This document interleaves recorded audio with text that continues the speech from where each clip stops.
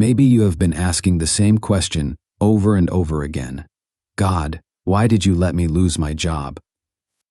Not because you loved everything about that job. Maybe you complained about it. Maybe you came home exhausted. Maybe you knew deep down that something wasn't right. But when it was suddenly taken away, everything changed. The complaints disappeared. The frustration disappeared. And strangely enough, you started missing the very thing you once prayed to escape. Now you're looking at your bills, your plans, your responsibilities, and the uncertainty ahead of you. And somewhere inside, there is a question you may not even want to say out loud. Did I just lose my opportunity? But what if you didn't? What if the job you lost was never supposed to be the final destination? What if what feels like rejection today is actually redirecting you towards something you could not recognize while you were standing inside the old situation? I am not saying that every job loss is some guaranteed supernatural event. Life is complicated. Companies make decisions, circumstances change, people get laid off, businesses close, contracts end. But from a faith perspective, there is another way to look at a painful interruption. Sometimes God may use a closed door to make you notice a door you had stopped looking for. And that is where this message becomes personal. Because the hardest part of losing your job may not have been losing the paycheck. It may have been losing the identity you attached to that paycheck. You knew who you were when you had that position. You knew what Monday looked like. You knew what Friday felt like. You knew where the money came from. You knew what to tell people when they asked, "What do you do?" Then suddenly, you didn't have the answer anymore. And that silence can be frightening. But perhaps there is a question beneath the question, not just, why did I lose my job? But, who am I when the thing I depended on is no longer there? 1. Because sometimes the thing we call security becomes the very thing that prevents us from discovering what we are capable of becoming. Think about that for a moment. Maybe you didn't lose everything. Maybe you lost one position, one title, one routine, one environment, one source of income, one chapter, and a chapter ending is not the same thing as a story ending. But here's the part I want you to hold on to. You don't have to pretend the loss didn't hurt. You don't have to force yourself to smile and say, everything is perfect. It isn't.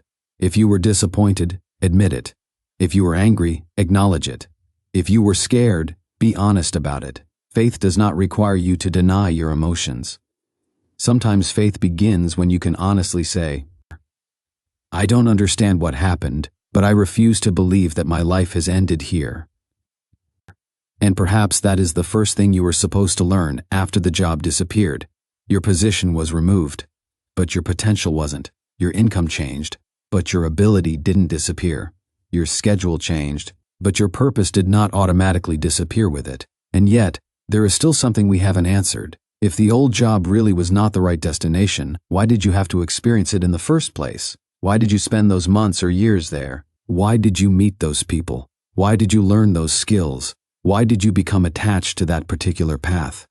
The answer may be more important than you realize, because sometimes the old job wasn't wasted time. Sometimes it was preparation. Part 2. Why this happened. Think about everything that job taught you. Maybe you learned how to communicate with difficult people. Maybe you learned discipline. Maybe you discovered that you could handle pressure. Maybe you learned technology you had never used before. Maybe someone underestimated you and you discovered that you could still perform. Maybe you learned leadership. Maybe you learned patience. Or maybe you learned something even more valuable, what you never want again. And don't underestimate that lesson. Knowing what you don't want can be part of discovering what you do want. You may have spent years thinking your career was supposed to move in one straight line. School, job, promotion, more responsibility, more money. Then suddenly, the line broke. And you thought, I'm behind. But behind whom? And behind according to whose timeline? This is where comparison can make a difficult season even harder. You open your phone and see someone announcing a promotion, someone buying a house, someone starting a business, someone celebrating a new position. And meanwhile, you're sitting there wondering what your next step is. Their progress becomes evidence against your own. But you don't know their full story, and they don't know yours. Your timeline does not become wrong simply because someone else's timeline looks faster. Maybe your next chapter requires something that the old chapter could never provide, and that brings us back to the job. What if the job wasn't removed because you were worthless? What if its ending simply revealed that your worth was never supposed to depend on it? There is a dangerous thought that can quietly grow after job loss. If they didn't need me, maybe I'm not valuable. No. An employer's decision is not a measurement of your entire worth as a human being.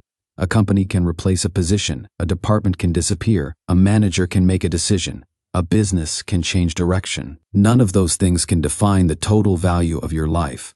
And maybe this is why the loss feels so deep, because you're not only searching for employment, you're rebuilding confidence, you're trying to believe in yourself again. You're trying to imagine a future that doesn't look like the past, and that's difficult, especially when the old routine was familiar. But familiar and right are not always the same thing. You can become comfortable inside a situation that is slowly making you smaller. You can become good at surviving somewhere without realizing that you were meant to grow somewhere else. You can even pray for change and then become frightened when change actually arrives. That's one of the strange things about human nature. We ask for a new chapter. Then we mourn the old one when it closes. We ask for direction. Then we become uncomfortable when the familiar road disappears. We ask for something better. But sometimes better begins with the removal of what we have become accustomed to. Not always, but sometimes. And that distinction matters, because this message isn't telling you to sit back and wait for a miracle. If you need work, take practical steps. Update your resume, learn, apply, ask people for opportunities, improve your skills, seek wise advice, pray, keep moving. Faith and action can walk together. But don't let fear convince you that your next opportunity has to look exactly like your last one. Maybe that's where you have been looking in the wrong direction. You've been asking, where can I find another job like the one I lost? But perhaps the better question is, what did I learn from that job that can now take me somewhere different? That's a completely different question, and it opens a completely different future. Because your previous job may have given you experience, the next opportunity may give you room to use it. Your previous environment may have taught you what pressure feels like. The next environment may teach you what peace feels like. Your previous role may have exposed weaknesses. Your next role may give you the chance to strengthen them. Your previous job may have been about survival. The next one may be about growth. But how will you know the difference? This is where the story becomes deeper. Because when you are desperate, almost any open door looks like the right door. And desperation can make you run back into the same pattern simply because it is familiar.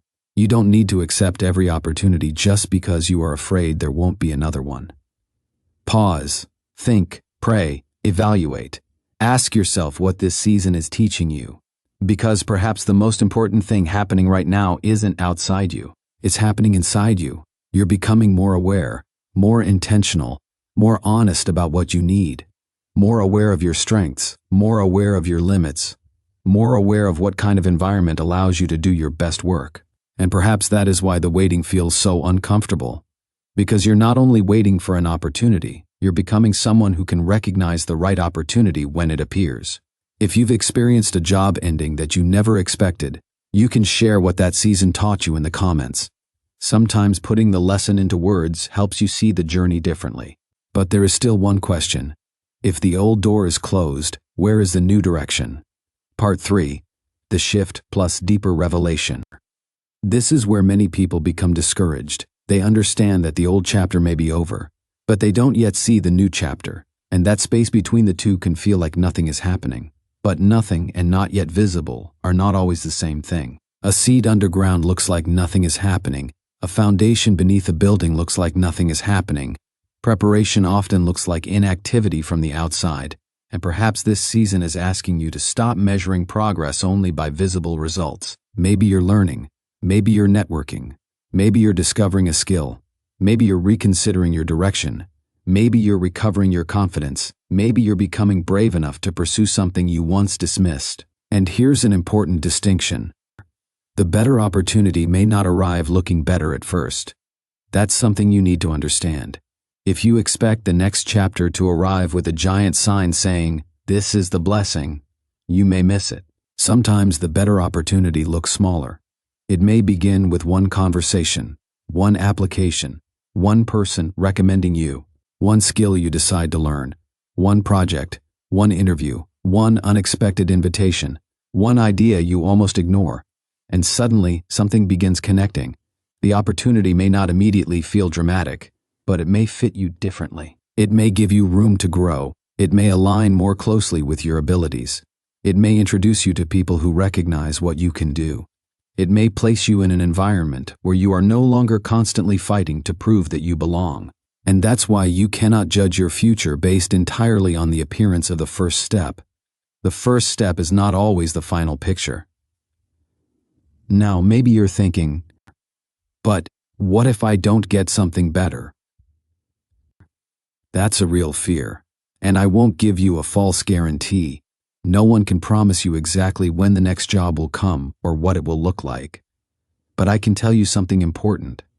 Your future does not have to be a copy of your past. That's where hope becomes practical. You can build from what happened. You can take the experience with you. You can learn from the mistakes. You can strengthen the weaknesses. You can develop new skills. You can change direction. You can ask better questions. You can become more intentional about where you invest your time. The loss may have changed your circumstances, but it doesn't have to decide your response.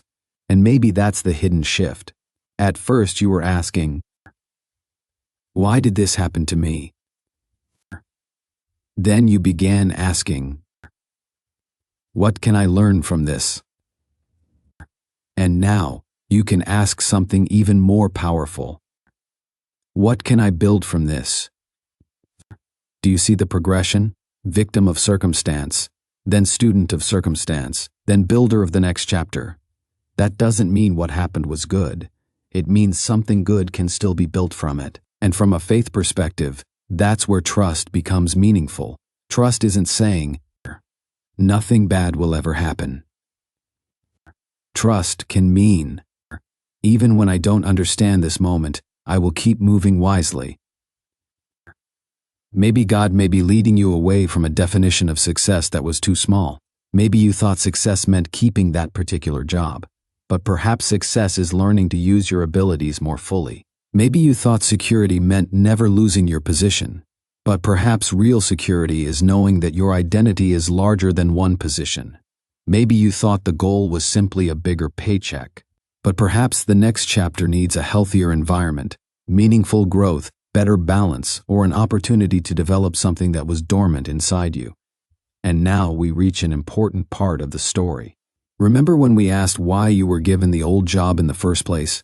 Maybe it wasn't only about earning money. Maybe it gave you something you needed for the next stage: experience, confidence, connections, discipline, knowledge, perspective, even disappointment. Yes, even disappointment. Because disappointment can teach you what comfort never will. It can force you to ask questions you avoided. It can expose assumptions. It can reveal how much of your identity you had attached to external things. And once you recognize that, you become harder to destroy. Not because you will never experience another setback, but because you know now that a setback doesn't automatically mean the story is over. There is another detail, though. Sometimes we say we want better, but we secretly mean, I want the same life, only with more money. But maybe better requires change. Maybe better requires courage. Maybe better requires learning. Maybe better requires walking into a room where you are not yet the most experienced person. Maybe better requires starting again. And starting again can feel humiliating when you remember how far you had already come. But starting again is not always going backward. Sometimes it is rebuilding with better knowledge. Think of everything you know now that you didn't know when you started the previous job. You know more about yourself. You know more about work. You know more about people. You know what kind of leadership helps you thrive. You know what kind of environment drains you. You know what skills you need. You know what mistakes you don't want to repeat. You are not starting from zero. You're starting from experience. And perhaps that is why the next opportunity can be different, because you are different. So if you're currently in that strange space between what was and what comes next, don't confuse uncertainty with failure. You may not see the whole road. You only need to identify the next responsible step. One application, one conversation, one lesson, one skill, one prayer, one day at a time. And maybe tomorrow doesn't need to be solved tonight, but there is still one final question. We've talked about losing the job. We've talked about preparation. We've talked about rebuilding. We've talked about opportunity. But what does the title really mean when it says, God took your job for a reason, the better one is coming? What is the deeper meaning of better? That is where everything connects. Part 4, Final Payoff plus Conclusion. Maybe better was never supposed to mean simply a job with a higher salary. Maybe the deeper meaning is this. Better means a future that fits the person you are becoming, not merely the person you used to be. Read that again in your heart, because sometimes we ask God to give us more while remaining attached to what is keeping us the same. We want a bigger opportunity without changing our thinking. We want a better environment without becoming more discerning. We want more responsibility without developing new skills. We want a new chapter while constantly trying to reopen the old one. And perhaps your job loss forced you into a place where you could no longer pretend that the old path was enough. That doesn't mean the old job was evil. It doesn't mean every difficult workplace was secretly a spiritual trap. It simply means that chapters have endings, and sometimes an ending becomes meaningful only after you see what it made possible. Imagine looking back 1 year from now, not knowing exactly what happened, not knowing what opportunity eventually appeared, not knowing which person entered your life, not knowing which skill you developed, not knowing which direction you took. But imagine looking back and realizing, if that job had never ended, I might never have taken that step. That's the kind of perspective that can change everything. The pain wouldn't disappear from the memory, but the meaning would change. You would no longer see the moment only as, I lost my job. You might see it as, that was the moment my direction changed. And that's different, because a closed door doesn't tell you the whole story. It only tells you that one particular path is no longer available in the same way. The next step is yours. And this is where faith must meet responsibility. Don't sit in your room waiting for a mysterious sign while opportunities pass by. Move, search, learn, apply, ask, build, talk to people, improve your resume, develop your skills, be willing to begin smaller if necessary. And at the same time, don't let desperation make every opportunity look like destiny. You can be hopeful and wise at the same time. You can believe that something better may come while still doing the work required to reach it. You can pray for direction while making practical decisions. You can trust God without abandoning your responsibility. And if you're in a waiting season right now, remember something. Waiting is not permission to stop becoming. Use the waiting. Use it to learn. Use it to think. Use it to recover. Use it to prepare. Use it to discover what you actually want. Because when the opportunity comes, you don't want to meet it as the same person who lost the previous job. You want to meet it prepared, stronger, clearer, more aware, more confident, more intentional. And perhaps that's why this season feels so uncomfortable. Because you are between identities. You were the person who had that job. Now you're becoming the person who can build something beyond it. That transition can be painful, but it can also be powerful. So if you're sitting somewhere tonight wondering whether your best days are behind you because one job disappeared, don't make a permanent conclusion from a temporary chapter. You don't know what the next conversation will bring. You don't know what skill will become valuable. You don't know who may notice your work. You don't know which application will lead somewhere. You don't know what opportunity is being built from everything you've already learned. And you don't need to know everything. You need enough courage for the next step. Maybe the prayer doesn't have to be, God, give me my old life back. Maybe it can become, God, help me recognize what this season is teaching me and give me wisdom to walk toward what comes next. That's a different prayer. It's not asking to recreate yesterday. It's asking for guidance into tomorrow. And if you've been quietly carrying the fear that your job loss means you've failed, I want you to separate those two things. Losing a job and failing at life are not the same thing.